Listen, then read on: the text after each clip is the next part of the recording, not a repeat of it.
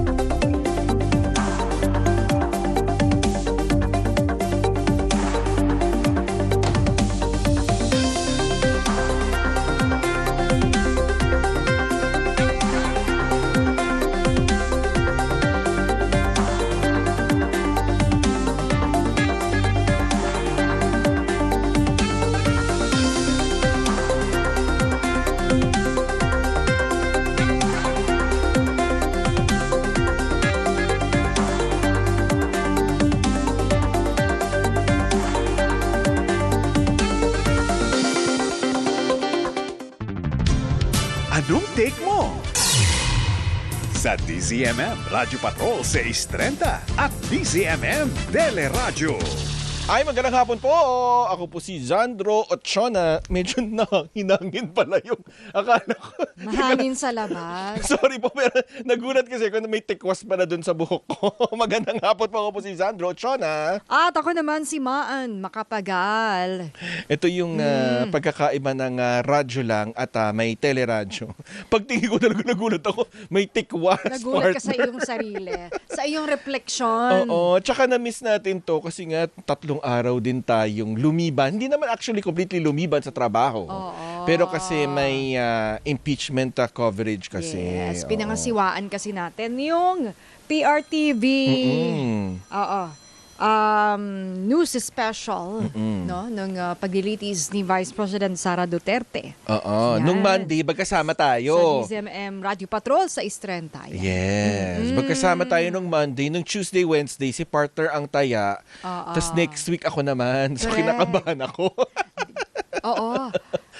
Nakakaano din kasi talagang babad ka eh. Oo. At nakatutok ka. So, baka Nakita kabisa kita may doon. mga objection, Your Honor. Nakita ganyan, kita I doon. object. Nagno-notes ka pa. Eh kasi, di ba? May, parang Oo. parang nakikinig ka sa totoo. lecture. Parang eternity. Eternity. Binibilang mo ba yung mga objections? Oo, parang palakpak sa ano, no? Sa SONA. Hindi, yung mga netizen, may mga scoreboard nga daw eh. Score sheet. Nagtatanto sila. Okay, itong lalagyan ko ng 1. Diba? Pagdating ng 5, kasi yung gano'n, yung mga tantos na gano'n. Diba? I-cross mo na yung pang 5. Mga taras. Taras ba yun tawag taras, doon? oo. Oo. Diba? Nakailang ganun? Hindi ko lang. Tanong natin. Yung isa. Meron ka bang score sheet? Parang parang 3 yung objection sa cross-examination Ay, kahapon. more or less 25 daw si Attorney Carlo Narvasa. Carlo Joaquin Narvasa. CJ. More or less. Yung 25. initials niya, parang yung kanyang lolo. CJ, diba? Chief Justice Narvasa. CJ diba? Narvasa. Ganon. Ayun. Tapos, ilan si Parang Attorney 3 Ligutan? lang yata ng cross-examination kahapon. So ngayon, yung mga objection ang binibilang, kung ang SONA ay palakpak, dito, objection. Oo. Ayun na nga. Maya-maya nga, di ba, partner? Tanungin natin sa mga mga observer, political analyst. Ano mga napansin nila. Yes. So, yung diba? kanilang assessment sa third day ng impeachment trial ni Vice President Sara Duterte. Pero ang dami pa rin nangyari ngayong araw kahit pahinga tayo sa impeachment. Anyari. Ay, ano ba ang nagkaroon mga nga na nangyari? lindol, 4.5 Ay, oo nga. magnitude yan sa naramdaman sa La Union at yung mga nearby provinces. Yung 4.5 ay dama ba yun? Or parang hinele ka lang? Hindi, Inuyan? depende kasi siya sa intensity. So, yung magnitude kasi, paliwanag lang natin sa mga nakikinig at nanonood sa atin, ang magnitude, ito yung pagsusukat kung gaano karaming enerhiya yung nalikha sa paggalaw. So, yun yung pag-measure dun sa energy. Pero yung intensity, ito yung naramdaman ng tao at naitala doon sa mga instrumento. Sa mga ano ba yan, Richter scale? Parang yun nga yata yung ginagamit pa natin ngayon. Aparato ng PHIVOLCS yan. Oo. So, depende yan. So, kapag medyo akala mo gumalaw at medyo nahilo ka, yun, may corresponding intensity siya. So, hindi ibig sabihin, mataas yung magnitude, ay ramdam. Ganon din ka ano. Pwede rin kasing mataas yung magnitude, pero dahil nangyari siya mga 100 kilometers sa ilalim ng lupa, posibleng hindi siya maramdaman o kaya nasa karagatan. Diba? So, depende rin yan sa lalim. Usually, yung mga 10 kilometers o mas mababa pa. Offshore, mga ganun. Or kahit na sa kalupaan, ayon ay nararamdaman. Mas lalo na usually mga 3 kilometers ng mas mababa dyan. Yun yung nararamdaman. Ito ba gaano ba kalalim tong... walang nakalagay, no? Walang nakalagay. Pero kasi, nagulat yung mga estudyante kasi alas 2:30 to ng hapon. Di ba, ano yan, nasa loob ng mga classroom. Karamihan sa mga estudyante. Sa Baguio, medyo nagulat yung mga estudyante. Siguro nagkaroon na evacuation, sa mga eskwelahan. Itong intensity 5, kung hindi ako nagkakamali, ito yung makikita mo gumalaw, yung kung may chandelier. O yung mga ceiling fan. Kaya na magpagalaw nun. Gagalaw na ito. Yung sa swimming pool. Hindi ko alam mo, siguro marapat na tignan natin kasi tsaka depende rin kasi kung nasaang palapag yung swimming pool. Correct. Kung mas mataas, syempre, yung mga condominium talagang maugayan. Kasi may rollers yan lalo yung mga bago talaga. May mga panangga talaga, proteksyon sa lindol. So, talagang magalaw yan, isisway ka niyan. Nakaramdam ka na ba na lindol na nasa condominium ka? Nasa mataas na gusali. Tsaka, yung mga bagong gusali ngayon, isa sa mga tinitingnan dyan ng mga structural engineers, ay kung sumusunod ito sa building code, nakalagay na kasi na kailangan kaya yung 7.2 magnitude na lindol. Kumbaga, they take into consideration yung integrity ng gusali. At saka, structural integrity. Kapag hindi nasunod yung building code, kung naging substandard yung ginagamit na materials, dahil nga matataas na building ito, makikita mo na kagad kung meron mga paglabag kasi nga hindi siya tatayo ng ganun kataas kung meron mga paglabag. Pero sabi nga minsan, dahil nga mas tinutukan yung mga high-rise, mas tutok doon sa pagsiguro na yung structural integrity niya ay talagang kaya yung lindol. Minsan yung mga low-rise building pa ang talagang medyo may questionable. Minsan nga tahanan pa natin. Dahil una, 'di ba, pagkagawa ng iyong bahay, say ano pa yan, 70s, 80s, 90s, hindi ka naman nagpapacheck Sa totoo lang, nagpapacheck ba tayo ng mga bahay natin? Ang mga building, yearly yan. Di ba? May mga permits bago ka bigyan ng mga permits. Kumbaga, meron ka mga sinusunod na mga patakaran. Yung mga bahay natin. Kaya sabi nga nila, mas maraming mamamatay sa mga kabahayan. Sabi yan ng PHIVOLCS. Kaya dapat yun talaga yung paghandaan natin. Ay, teka lang, partner. Bago tayo mag-tawag ng ating unang guest, 1 taon na ang makabuluhang talakayan at serbisyong hatid ng tambalang, sino kaya to? Maan Macapagal at Zandro Ochona dito sa programang Anong Take Mo? Ayan. At bilang pagdiriwang nga ng unang anibersaryo, may mga magbabalik at makakasama tayo bukas, July 10, sa isang espesyal na episode. Ayan. May ube ba to? May leche flan? O merong bilog? May ice cream. Pula or dahil sabi mo ka-ATM, ganun-ganun lang. Ganun Wala kayong pakain. Wala man lang spaghetti or pansit. Uy, ang cute ng picture natin. Nakita mo? Gumagalaw ba yun? Flash niya nga ulit. Sige nga, pati. Diba? Confetti ba yan? Hindi, confetti. Yung natin. Yun yung una nating pictorial. A year ago. O, diba? Ayun, kaya sama-sama nating balikan ang mga kwento, talakayan at mga espesyal na sandali ng programa. Tumutok lamang dito sa Anong Take Mo mula 4:30 p.m. hanggang 5:30 p.m. Abangan niyo po yan bukas. Ay, ano kaya? Sino kaya yan? May pa-balloons. Ano kaya to? Ano? May, baka Abby, baka kailangan niya ihanda yung parking space ng kanyang UFO. Baka walang parkingan dito sa labas. Oo. Hindi ba ano lang yon? Nakalutang lang yon? Kaya nun. Yung nakalutang lang yung spaceship. Oo. Pwede. Oo nga, baka sa Himpapawid naka-station dyan sa may tower i-park. Lagyan lang ng lubid. Oo. Kasi pwede namang mag-park sa space. Diba? Sa ere. Pwede. Hoy, abangan niyo po yan. Abangan niyo po yan bukas. Ano oras na, partner? Ang oras, 43 minuto. Makalipas ang alas 4 ng hapon.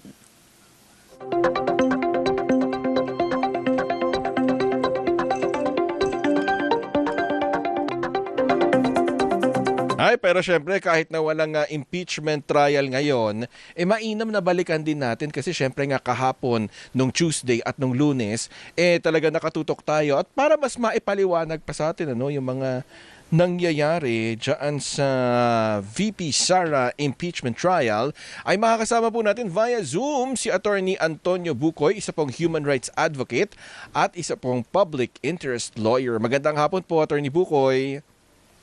Magandang hapon sa inyo, Maan at Sandro. Salamat po sa inyong paanyaya. Magandang hapon po. Yun nga, ano pong take nyo dun sa nangyaring first 3 days ng impeachment trial laban sa pangalawang Pangulo? Ano ang take ko? Palagay ko sa ngayon ay nababahala na ang pangalawang Pangulo sapagkat maayos yung naging paglalatag ng ebidensya ng prosecution at hindi napinsala yung kredibilidad ng unang testigo na si Agent Calilong. Sa halip ay lalo hong nadiin na authenticate yung video na ginamit bilang katibayan dun sa pagdinig ng nung artikulo sa pagbabanta sa buhay ng Pangulo, unang ginang at dating Speaker Romualdez.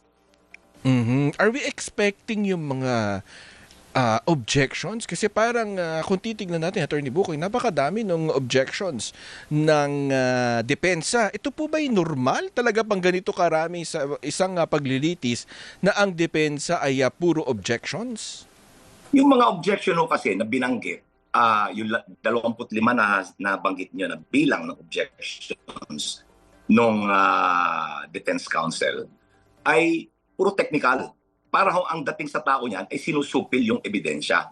Hindi ho niya, marami siyang pinipigil na paglalahad ng testigo.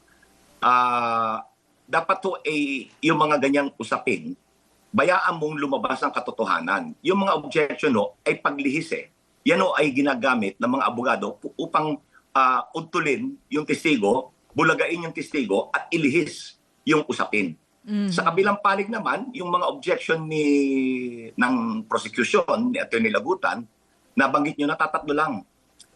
Tatatlo lang. Kung ano lang yung mahalaga na taliwas sa ebidensya na kanilang inilatag. At hindi katanggap-tanggap yung tanong nung abogadong nagko-cross-examine. Ang sabi ng defense attorney Bucoy ay satisfied daw sila sa kanilang cross-examination ay 10 out of 10 pa nga daw na na-meet nila yung target in the sense that kumbaga pinahina or nakitaan nila ng discrepancy daw ang affidavit, mga dokumento at ang testigo at napagtagumpayan din daw nila na maipasok ang konteksto o ma-contextualized yung sinasabing yung pahayag ni Zuleika Lopez para masabing ito yung konteksto kaya nabanggit or namutawi sa bibig ni Vice President Sara Duterte yung mga kataga. Anong tingin niyo, Attorney Bucoy? Yung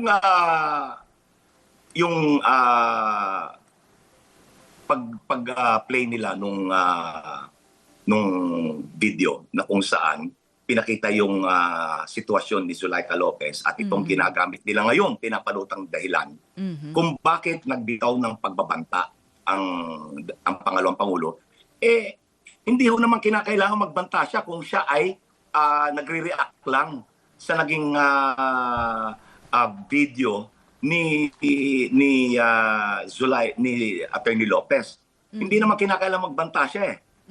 Maaari niyang tuligsain kung ano yung ginagawa kay Zulaika Lopez, pero hindi kinakailangan siya magbanta. Sa halip, pinili niyang magbanta. Oo. Ang naisabihin din ng defense ay, ano yun parang emotional outburst. Di ba? Oo, yan, ayun, sidhi ng damdamin ba yun? Bugso ng damdamin. Bugso ng damdamin. Oo. Ngayon lang ho nila nilalaro yan. Ngayon lang nila pinapalutang yan. Mahigit na 1 taon. Ngayon lang lumalabas yan. So hindsight po yan. Pagtingin sa nakaraan, hindsight, na ano ba ang maganda nating paliwanag dito. Kaya ito ang nilalaro nila ngayon, itong pinapalutang nila. Kung inyong maalala, yung bugso ng damdamin na tinatawag nila ng tata, inulit pa niya sa dalawang magkasunod na okasyon. So hindi na po bugso ng damdamin yun kasi nakapag-isip na siya eh. Dapat nagkalma na siya. Subalit, inulit pa rin niya. So, wala akong katuturan yung sinasabi nila na ito ay bugso ng damdamin sa pagtrato sa kanyang chief of staff. Strategy yun ng defense na nag-focus sila sa technical na aspeto, no? Yung mga dokumento, yung mga video, spliced ba yan, or yung raw niya nasaan, sino yung talagang nag-manage nung, kasi kung Zoom link ba yan, tama ba yan partner? Zoom link ba yun? Sino yung admin nun? Kasi di ba gagawa ka ng Zoom link dun eh. Tsaka aminin ko partner, napanood ko yun kasi ito'y ibinahagi sa mga reporter at nung mga panahon na yun, nung gabi na yun, ako'y may kasamang isang reporter na nagko-cover sa Vice President kaya nakinood ako actually.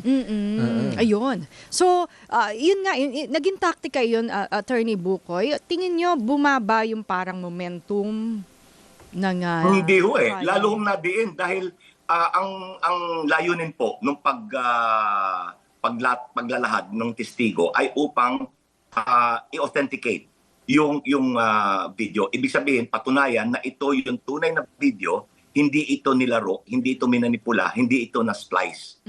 Ginamit din nila yung the same video para ipakita kung ano yung naging sitwasyon ni Zulaika Lopez. So, lalo hong nadiin, lalong na-authenticate yung video. Dahil ginamit nila eh. So, inamin nila na tama yung video. Yung pagkakatanong ni ni Senador Robin Padilla nung kung sino yung cameraman ganon ng video nasa ano ba siya noon, kumbaga relevant pa ba siya?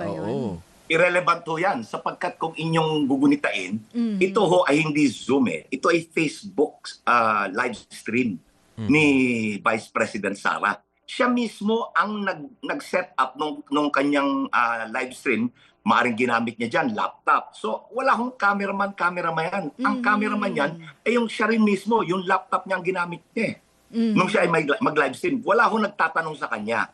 Nag-monologue siya, nagbanta siya, nagmura siya. So wala akong katuturan yung tinatanong ni Senator Padilla.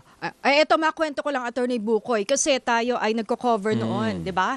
Lalo yung mga police operations. Minsan, di ba, umaamin sa atin mga suspect na napatay niya, nakagawa siya ng krimen. Pero syempre, ano yun pag-interview natin sa presinto, minsan wala pang abogado yun.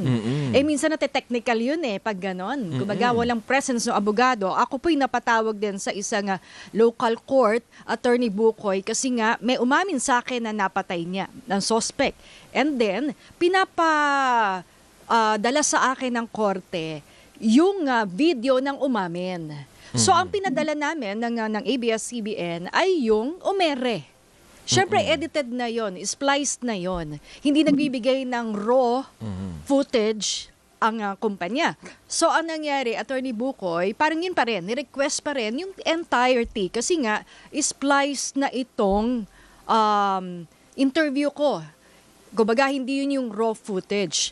ito ba yung gusto ng palabasin ng defense na kailangan nasaan yung raw, sino yung kumuha, yung mga ganun, or nag-manage man lang, sino yung nag-create ng link, kung may Zoom link yon, ganun, Attorney Bukoy. Ngayon, nasabi ko, ito po ay live stream sa Facebook ni Vice President Sara. Wala akong cameraman din dito. Number 2, yung sa inyong naging karanasan na walang abogado at ano pa yung naging sitwasyon, ang abogado kailangan pagka under custodial investigation. Ibig sabihin, dapat may mga yung kung ano man ang sabihin niya, doon sa nag-iimbestiga, maaaring gamitin laban sa kanya yung mga pag-amin. Kaya kinakailangan may abogado. Sa inyong panigo, kayo ay media, kayo ay mga mamamahayag. Hindi ho kinakailangan magkaroon ng abogado kung inyong ini-interview yung akusado, gaya ng inyong nabanggit. Ni-require ho yung ng husgado na idalhin nyo yung raw footage sapagkat admittedly, spliced ito dahil hindi nyo naman pwedeng i-ere yung kahabaan nung interview. Pipiliin nyo lang ho. Yes. So, ang gagawin ho dyan ng husgado, uusisain kung ano yung na-splice, ano yung konteksto nung pag-amin. Kaya ho ni-require kayo na i-sumite yung raw footage, yung kabuuan ng raw footage. Attorney Bukoy, kinwestiyon yung training, yung tingin nila ay kakulangan sa kaalaman sa digital forensics ni NBA agent Kalilong. Tingin nyo, nakapuntos ba ito? Kasi parang ang sinasabi ay nakitaan daw ng kahinaan ang testigo, sabi ng depensa. Makikita nyo, pinanindigan at mahusay na sinagot. Oo ang sagot at consistent yung sagot ng testigo. Yung kanilang tinutuligsang training, ayan ho ay isang paraan upang ma-discredit yung testigo. Pero gaya ng nabanggit ko, lalo pong napagtibay yung naging testimonya sa direct examination, lalong pinagtibay ng mga tanong sa cross-examination. Lalo napagtibay yung authentication. So, ngayon pa lang sa flow, although maaga, di ba partner, Attorney Bukoy? Maaga pang pa sabihin. Tsaka Pero, unang testigo pa lang to. oo. So, yung bigat ba naroon? Para mapatunayan Naroon yung bigat. grave threat? Nandoon ang bigat sapagkat ang pinakamahalagang testigo laban sa Vice Presidente sa akusasyon ng pagbabanta ay siya mismo. Yung kanyang live stream video noong kailan niya sinabi, binigkas yung pagbabanta. Matanong na rin natin. Kasi di ba binatikos yung pagkakaupo ni presiding officer na at Senator Senator Chis Chis. Escudero dahil si SP Sherwin Gatchalian ang sinasabing sana dapat at sumaklolo na rin, 'di ba, sa Supreme Court para questionin yung legality ng pagkakaupo at kung maaring ipatigil yung paglilitis. Anong tingin niyo? Kumusta yung performance ni presiding officer Senator Chis Escudero? So far, so good. Dahil so far so good, wala siyang pinapakitang pagkiling o pagtatangi. Maganda ho so far yung kanyang mga ruling at patas. Pag merong pinapastrike out na mga pananalita or bahagi ng testimonya, sinasabi niya, hindi, narinig na yan nakinig na ng bayan yan. Ngayon, ayaw niya supilin yung mga lumabas na testimonya at yung mga katanungan na binigkas upang makuha yung testimonya. At Attorney Bukoy, partner, yung pagiging tahimik ng Korte Suprema dahil hindi naglabas ng TRO . So ibig sabihin, Tuloy lang. pinapahintulutan ng Korte Suprema itong nangyayari sa Senado. Hands off ba sila? Tama po. Sa palagay ko po ay hindi na manghihimasok dito ang Korte Suprema sapagkat nasimula na yung pagdinig . Pag nanghimasok ko ang Korte Suprema, sa aking opinion, ay ituturing ho yan ng sambayanan na pagsupil at pakikialam. Tanong naman natin. Yung mga senator judges, Attorney Bukoy, alam mo na, yung mga demeanor nila, yung mga manifestation, yung mga komento, nakitaan ba ng pagkiling sila? Meron nung ilan na may pagkiling . Hindi ako nang banggitin kung sino. Pero makikita nyo kung saan nila gusto nilang idaloy yung usapin. Meron ng ganun eh. Meron din naman na honest to goodness yung kanilang pagtatanong dahil gusto nilang malaman kung ano yung buod ng katotohanan. Yan ho ay inaasahan na dahil ang impeachment trial po ay usaping legal at political. May political considerations po ito eh. Kaya maaari hong asahan yan na sa kabuuan nitong prosesong to, meron nung lalabas na ganyan. Na lumalabas na kulay political. Pero kasi, syempre, mga politiko din yan, di ba, partner, attorney, ang ating mga senator judges. Hindi, minsan kasi, di ba, sayang yung limelight. So, hindi maiwasan na magkaroon ng grandstanding dyan. Di ba? Parang, pagkakataon ko na to, televised to, ng worldwide. So, minsan... yan ang dahilan. Yes, yan ang dahilan kung bakit sa Senate Rules of Impeachment may 2-minute limit yung mga senador para mapigilan yung grandstanding, para mapigilan yung paglihis sa usapin. Yung may mga netizens kasi na parang ano ba yung si Sen Risa? Bakit ang daming tinatanong? Tapos napapagalitan, nasusopla. Ganun yung pagtingin ng iba eh. Siyempre, ganun yung pagtingin nila dun sa ginagawa ng Senator Judge. Pero sa tingin niyo po ba, tama lang yung mga ginagawang pag-question din ni Senador Risa Hontiveros? Okay. Dapat ho nating unawain na si Senator Hontiveros ay hindi ho isang abogado. Hindi ho siya nagpakadalubhasa sa batas. So, ang kanyang tanong ay upang suriin ang katotohanan, upang palitawin kung ano yung buod ng testimonya ng testigo at upang makapagpaliwanag at ang testigo at siya ay maliwanagan din niya kung ano yung daloy ng testimonya. So palagay ko, kaya ho, ang nabanggit ko, honest to goodness questions po yan. Anyari dun sa paggamit ng wikang Filipino, ang dami na nosebleed. Attorney Bukoy. So, hindi kaya, no? Kasi sabi nga, magta-translate ka pa. Tatagal pa yun. Pero si Attorney Ligutan, nag-Cebuano. May mga one-liner siya, ganyan. Yung proseso kasi ng paglilitis, mahirap po talagang yan ay gawin sa sariling wika. Dahil yung rules of court, yung mga jurisprudence dyan, yung mga naging desisyon, ay lahat ay nasa wikang English. So, ngayon magta-translate ka pa sa isip mo. Kaya mahirap po, hindi maiiwasan na Taglish o kaya English. Dahil minsan ay walang kaukulang translation sa Tagalog. Yun yung mga terminolohiya sa rules of court, rules of evidence. Hindi ho maiwasan yan. At yung kalagahan, isa rin sa nakita natin sa unang linggo ng impeachment trial ay yung pangangalaga at tamang pagpepresenta, yung value ng ebidensya. Hihimayin pa po natin yan. Attorney Bukoy, sit back and relax at magbibigay lang po kami ng daan sa ilan pong mga paalala. Ano oras na, partner? Ang oras, eksakto, 5:05 ng hapon.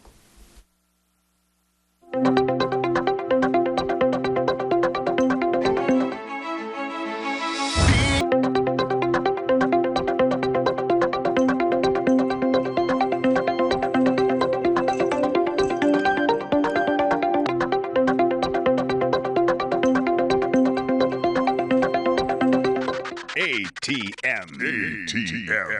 Anong take mo sa DZMM?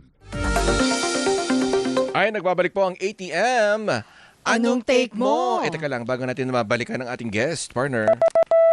Ano Ang oras na? oras, 5 minuto makalipas ang 5:05 ng hapon.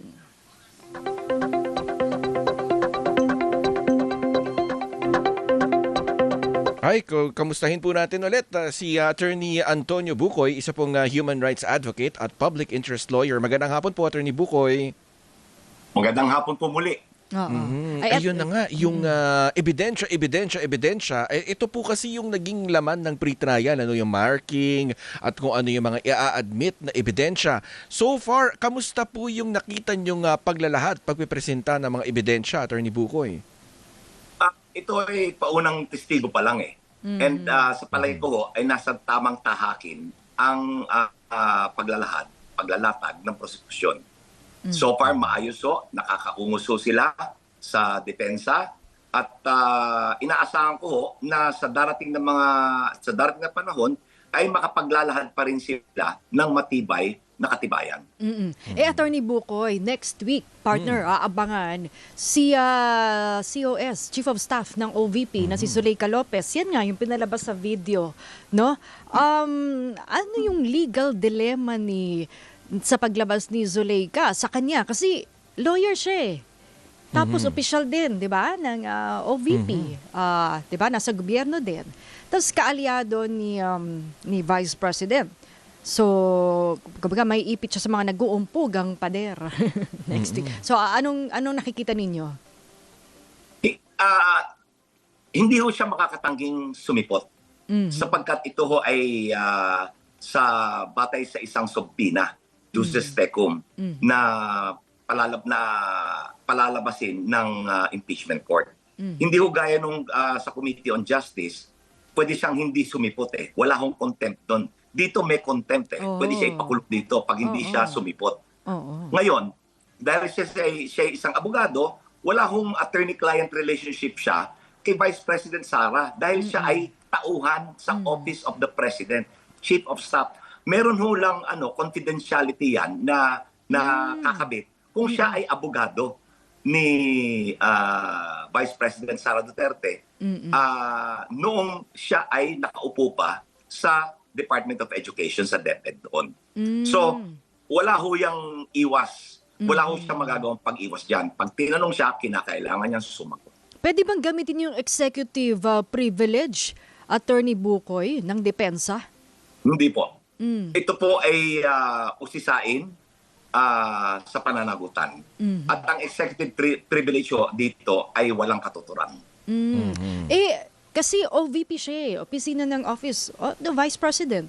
Pwedeng matanong din sa kanya yung sa confidential fund. Lahat Pwedeng po maungkat pwedeng usisain din? dyan. Lahat po pwedeng usisain dyan. Oo. Pero kahit Article 4 pa lang ito. Or papatawag siya ng hiwalay para doon sa article ng confidential fund. Ang wastong proseso ay ipatawag siya upang maglahad ng testimonya patungkol sa Article 4. Hindi pa ho napapanahon para usisain siya sa kanyang nalalaman ukol sa confidential funds. Ito po ay yung relevancy sa pagbabanta. Kaya ho siya ipatawag. So hiwalay yung pagpapatawag doon. Para ho din ipakita ngayon, sa pagtawag sa kanya bilang testigo, ipinapakita ng prosekusyon na buo yung konteksto, tama yung konteksto na pinapalutang ng prosekusyon. Yung sa second day, di ba? Dumating si Vice President Sara Duterte, Attorney Bukoy, partner. So, ano nito? Implication nito? Sinasabi kasi nila baka isa itong statement, di ba? Na ito ang kumbaga nagpaparamdam ng presensya, di ba? Yun. So, anong tingin nyo, Attorney Bukoy? Yung pagsipot niya sa Senado ay optics lang ho yan eh. Pinapakita niya hindi siya takot pumunta sa Senado. Pero not necessarily hindi siya takot na tumistigo. Kaya nagpakita, optics lang ho yan. Wala ho akong bibigyang kahalagahan sa kanyang pagsipot sa Senado. Kasi ginawa niya na yun eh. Di ba yung kasagsagan yun ng pagtalakay ng Kamara sa impeachment, no? Tapos sa kalagitnaan nun, bigla siya nag-anunsyo ng kandidatura sa 2028. So parang meron ding effect din daw na kayo ha, manda kayo, 'di ba? Kasi tatakbo ko. Parang ganun din daw ngayon, parang kailangan parang sending a message sa kanya mga kaalyado. Yung mga siguro. May ilan ho, yes. May ilan na ganyan ho ang dating sa kanila. May ganyan. May ilan na naniniwala na yan ang kanyang dahilan kung bakit siya sumipot. Pero sa palagay ko po, it's all optics. Pinapakita niya hindi siya takot pumunta sa Senado. Pero yung kanyang statement one-liner. At hindi siya tumanggap ng katanungan. So, kahit ho sa media, ayaw niyang sumagot. Lalo tigit, hindi ako naniniwala, natitistigo siya sa kanyang sarili, para sa kanyang sarili. Pagdating ng torno ng depensa na maglatag ng ebidensya. Maiba naman ako, partner. Dahil nga nabanggit ko kanina yung ebidensya. At kung gaano kahalaga, nakikita natin na kapag ikay may ipinaratang, kung ikay may ebidensya, tatayo at ito'y matatalakay sa kapareho nitong nangyayari ngayon sa impeachment court. Pero ito nga, babalikan natin, akala ng mga kababayan nakalimutan na natin yung mga issue ng flood control. Ito nga huling issue na gagawing state witness ng ombudsman, itong si dating DPWH Secretary Manuel Bonoan. Ano pong take nyo dito, Attorney Bukoy?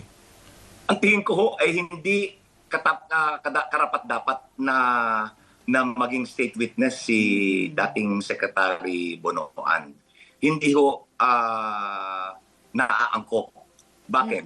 Siya po ang puno't dulo nitong anomalyang to at siya ang nasa sentro ng anomalya. At nangyari Siya yan sa panahon niya. At nangyari sa panahon niya nung siya ang nakaluklok sa kalihim sa Department of Public Works. Siya ho ang arkitekto. Siya ang nagdisenyo ng budget ng Public Works na isinumite sa Department of Budget and Management para mapaloob sa National Expenditure Program. So, siya ang arkitekto nito. Pangalawa, siya ang nasa sentro dahil siya ang may control ng pondo. Siya nagsasabi saan ito gagastusin. Siya ang nagpabid, ang kanyang ahensya nagpa-bidding sa mga kontrata at sila ang naggawad ng mga kontrata sa mga kontratista. Pangatlo, siya ang nasa dulo. Siya ang nag-aproba ng pag-release ng kabayaran sa mga defective at mga ghost projects sa flood control. So, ang lumilitaw ho, siya ang pinakamaysala. Hindi ho siya papasok dun sa rekisito na he should not appear to be the most guilty. Dito siya ang lumalabas na pinakamaysala Hindi kayo napili. Pangalawa. Yes. Pangalawa, nung nagsumite siya, nung humarap siya sa ICI, ang kanyang depensa ay administratibo. Hindi siya daw ay nagbigay tiwala sa kanyang mga nasa sa ilalim sa kanya, na siya naman ay trinidor.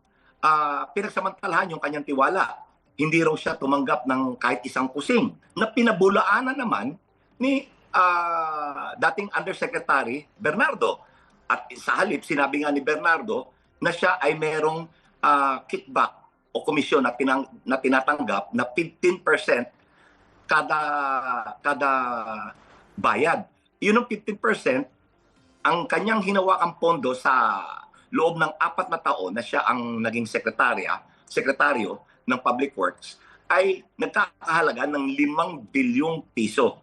Kung inyong susumahin, ang tinanggap niya at 750 million per year times 4 years ay nasa 3 bilyon. So, nakinabang siya dito. And then, sinabi niya, sumusunod lang siya para ipatupad yung yung General Appropriations Act. Pangalawa, nung iniimbestigahan siya ng DOJ at ng Ombudsman, medyo binago niya yung kanyang naratibo. Pinanindigan niya yung nauna niyang palusot. Pero ngayon, binanggit niya na merong mga kontratista na congressman na kaugnay dito sa anomalyang to. Wala siyang binabanggit about patungkol sa liderato ng House of Representatives. Lalo tigit kay Speaker Romualdez. Never niyang binanggit. Subit nung siya ay maaresto, nag-iba na po yung tono niya. Nag-iba na yung naratibo niya.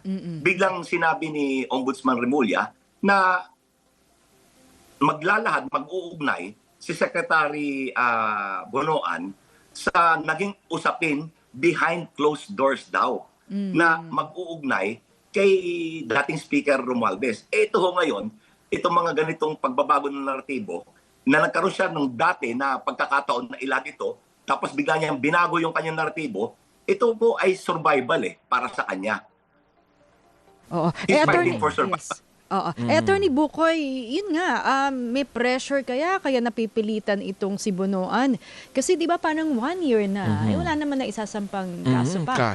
Kay dating House Speaker. Siya ba yung tinitignan na magpupuno ng evidentiary gap?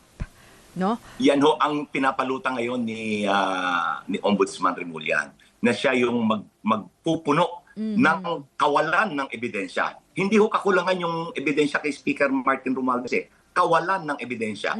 Gaya ng inyong obserbasyon na 1 taon na wala pa ring naisasampang reklamo. Dahil nga, ngayon pa lang nagkukumahog na magkalap ng ebidensya. Ang nangyari ho kasi, panay ang press conference dati ni Ombudsman Remulla, sinasabi niya, mastermind si Speaker Romualdez, tsaka si Chis Escudero. Ang problema dyan, naggawa ng akusasyon na hindi pa nakakakalap ng ebidensya. Ang prosesong tama dapat ay kumalap ka ng ebidensya, suriin mo yung ebidensya para malaman mo kung ano yung tamang akusasyon o reklamo na iyong isasampa. Dito ho nauna yung akusasyon Tapos ngayon lang sila nangangalap ng supposedly ebidensya. And kagulat-gulat na biglang lumutang itong si Secretary Bunoan na hindi naman siya nagkwakwalipika bilang state witness. Gaya ng aking tinukoy kanina, ang lumalabas dito, kumita siya at siya ang pinakamay sala dito. Siguro pang huling tanong ko na lang, Attorney Bukoy, itong 8 Maleta Boys, yung affidavit nila bukod sa ngayon lang napirmahan, ito pa yung balak gamitin laban sa dating speaker? Ayan din ho ay nakakagulat. Maari ko hong ilarawan itong tinutukoy nilang testimonya ng Maleta Boys sa 3 kataga. Unang-una, ito po ay pagpag. Ito yung kolokyal na termino sa pagkain na itinapon mo na pero muli mo pinulot sa basura at nilutong muli ng may ibang rekado parang makain na muli. Bakit ho ito pagpag? Nung una hong lumitaw itong Maleta Boys, pinabulaanan to ni Ombudsman Remulla at ito ay tinuring niya na nilalaro, minamanipula yung katotohanan at nilalaro nila yung timeline. Bakit? Isang halimbawa ho, meron silang ikinabit na annex sa kanilang salaysay na isang larawan na tadtad ng maleta na sinabi ay naglalaman daw ng salapi. Nung inimbestigahan ho ito, lumalabas na yung larawan na yun ay kinunan hindi nung panahon ni Speaker Romualdez kundi panahon ng dating speaker na si Lord Alan Velasco. Pangalawa, itinuring ito ng chairman o namumuno ng Blue Ribbon Committee na si Senator Tulfo na hindi dapat pagkatiwalaan sapagkat hindi sila tumutugon sa mga paanyaya ng Blue Ribbon Committee upang dumalo at maglatag ng pinanumpaang salaysay.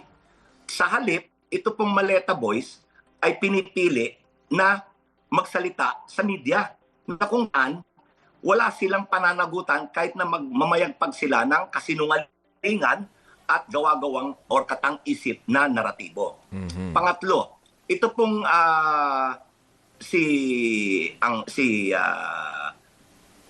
NBI director nagkaroon ho ng investigasyon.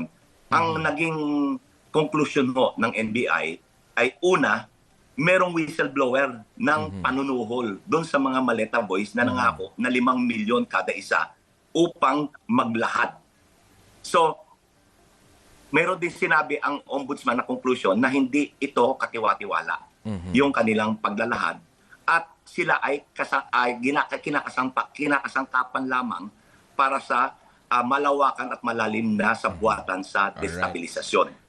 Alright. Ngayon, meron pa ho yung pangalawa na aking kataga na babangkin, ito ay pakyawan. Bakit? Idinawit ni si Brother Flavi na wala namang kinalaman sa flood control. Tapos, binigyang kulay politikal yung pagkakaaresto kay dating Pangulong Duterte na ngayon ay nahaharap sa paglilitis Alright. Opo. sa The Hague. The Hague, At pangatlo, finally, ito po ay dagdag bawas na depende sa klima ng politikal, meron silang idadagdag ng mga politiko na sasabihin nilang tumanggap ng salapi at meron silang ibabawas gaya ho ni Senator Legarda. Ngayon, depende ho sa kanila yung yung kung ano yung political climate, kaya sila magdadagdag bawas. And finally, kung inyo pong gugunitain, ang nagpalitaw dito sa mga Maleta Boys ay si dating Congressman Mike Defensor. Mike Defensor. At lumalabas siya ang kumukukup dito. Ang nagbigay ng plataforma sa kanila upang magsalita ay si Senator Marcoleta. Kung inyong maaalala, sila din dalawa ang may papel sa paglutang ni Gutesa. Na si Mike Defensor nagdala daw kay Marcoleta, Senator Marcoleta, kay Sergeant Gutesa, at si Senator Marcoleta naman ang nagbigay din ng plataforma. Nung hindi ito umubra, pinalutang naman nila itong Maleta Boys. So, hindi ho kaangkop-angkop, hindi ho katiwa-tiwala itong Maleta Boys. Alright. Sige po, Attorney Bukoy. Sorry, medyo kulang na tayo sa oras. Pero maraming salamat po. Very comprehensive ang inyong pagpapaliwanag. Maraming salamat po, Attorney Bukoy. Salamat, sir. Maraming salamat sa inyo. Magandang hapon. Yan po si Attorney Antonio Bukoy, isa pong human rights advocate at isa pong public interest lawyer at dating spokesperson. Hindi, iba pala to. Sige po, maraming salamat po, Attorney Bukoy. Ay, teka lang. Anong oras na, partner? Ang oras ay 23 minuto makalipas ang 5:00 ng hapon.